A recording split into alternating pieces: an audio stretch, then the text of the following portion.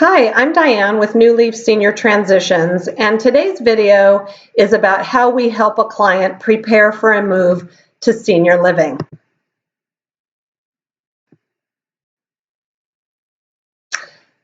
The definition of downsize is to downsize, declutter, make something smaller. It's not about us coming in and making you get rid of everything that you own. It's about making the things that you have more manageable.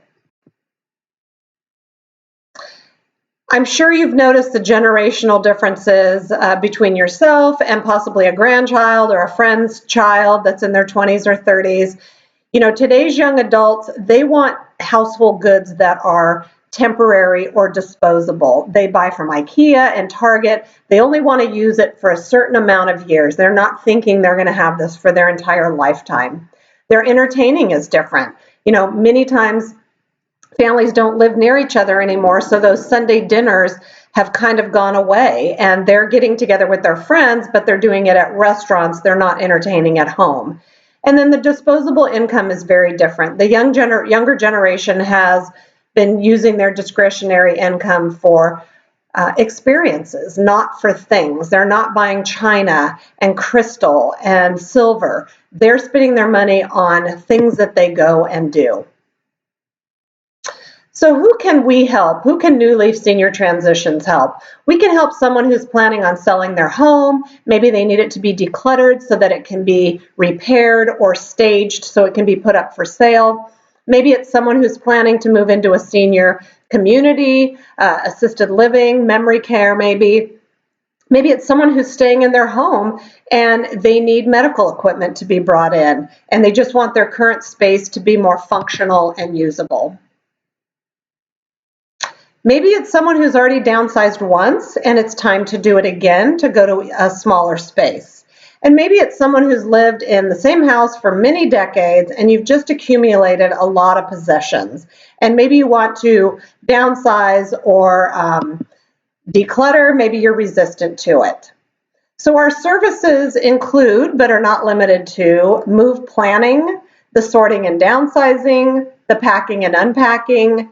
We do decluttering, organizing, estate cleanouts, and then of course the donation and disposal for our clients that we're doing downsizing and sorting for.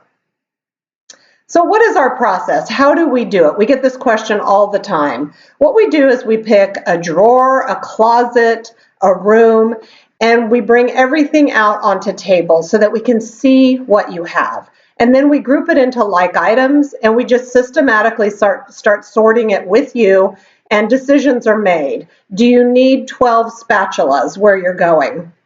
Probably not. So let's take the 2 or 3 that you use the most often and that are your favorites. And so we just do this very systematically through every section of the house that you have us working on. And we break it down into different categories. There's keep, sell, donate, what's important, maybe some paperwork that needs to be gone through a little bit later. We'll put that into a box for important. Recycle, shred, is it trash? Maybe you're giving it to a friend or family. So this is a before and after of a gentleman that we moved from one house to another, basically the same size of kitchen, and we just really decluttered him and made it more functional, and now he has the things in that kitchen that he's going to actually use. Our kitchen's become a dumping ground for things that we bring into our house. This is a craft room for a lady that is a very serious crafter. And she kept having to rebuy things because she couldn't find the things that she was using. So after we very systematically organized, labeled, grouped her items, now she knows what she has and she can very functionally use those items instead of buying additional items and spending money. This is a client that moved to San Diego, and she has a work living space. So work on the bottom, living on top. And this is her workspace on the bottom, and we got her all moved in and organized. The picture on the right is in the middle of the unpack and organizing, but she now lives very functionally on the top floor and works very nicely on the bottom floor.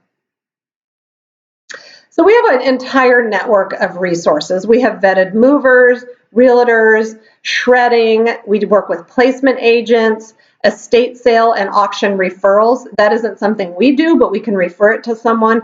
And then, of course, junk haulers and dumpster rentals. And we work with all of those people with our clients. We really are up for any challenge. We've helped manage moves from 500 square feet to 16,000 square feet. And the system is the same and the goal is the same. It doesn't matter how little or how much space or stuff you have, the system is exactly the same that we use. So when you are moving into a senior living community, floor planning is key. It is paramount that this is done either by yourself or by us. And what it does is it gives you a roadmap to how much you need to downsize and how much can come with you. And then keep the floor plan in mind when you're making all those important decisions. Generally speaking, the big giant family table that you've had in your house for 40 years isn't going to be functional or fit into your new senior community. We recommend a fold down side fold down table for your senior community. So when there's one or two people sitting there, it's perfect. And if you have a couple of guests over, you can flip up the sides and use that when they're there. Make sure that the furniture gets measured so that it's going to fit. A visual is not measuring. We actually do the scale floor plans for our clients if they want us to, and we measure their furniture and we will make an actual floor plan so you can see exactly what will and won't fit. It's really important when you're looking at a senior community to keep these tips in mind. Is there an air conditioner wall unit? And if so, where is it located? Generally speaking, you can't put a couch in front of that, so that wall might have to be shifted a little differently when you're placing your furniture in there. Where is the outlet for the TV? How much kitchen cabinet space is there? You're not going to have the amount of cabinet space that you have in a current home kitchen. Can you reach the kitchen cabinet shelves without getting up on a step stool or a ladder? Safety is so important. Is there bathroom storage? You know, most senior communities don't have super great bathroom storage like we do in our house. So an option would be you could buy a plastic little cart with like 3 drawers. It's on wheels that can get moved around your bathroom or put underneath the bathroom sink. How much hanging space is in the bedroom closet? Physically measure that, and then you can then tell how many clothes you really can or can't bring to the new place. Some other questions you want to ask yourself is, do you need a shower curtain for that bathroom? As basic as that sounds, some communities provide it and some don't. And you don't want to get there and then the next day want to take a shower and you don't have that shower curtain. Are floor rugs allowed in the senior community? Again, some allow it and some don't. Is there a washer dryer? And is it side by side or stacking? If it's stacking, can you actually reach it? Is there overhead lighting, or will you need to bring lamps with you? Where is the location of the emergency pull cords? This really matters for the placement of the bed in your new room. Some recommended quantities of items to bring. This is a really basic list, but this is one that we use often with our clients. You really only need 2 sets of sheets and 2 sets of towels. And the reason being is you're going to have one on your bed and one hanging in the bathroom, and then one that can be used when those get moved out. A lot of senior communities do the laundry for the clients or for the residents, and you just don't have the space for it. And so they'll do the laundry for you, and then they'll just rotate those out. With silverware, cups, glasses, wine glasses, 4 to 6 is plenty. Most communities cook for you. You just won't be using those 12 place settings that you've used in your home.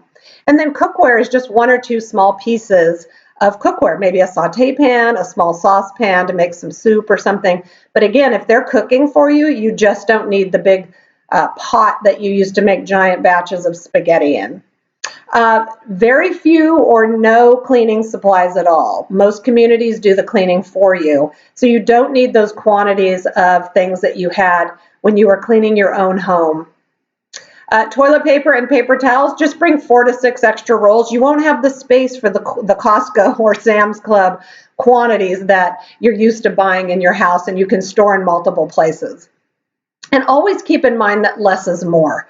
You know, there's not a lot of space like you had in your home in the new community apartment, and you want your space to be functional and you want it to look good. If you have any other questions, you can check out our website, which is newleafseniortransitions.com. There's a lot of information there. You can also contact us via email at info@newleafsmm.com or call us at 916-761-2539. If you see our vans out and about in the community, give us a little honk and a wave. You'll see us everywhere in Northern California. And I just want to thank you very much for watching the video. And again, if you have any questions, let us know. Thank you.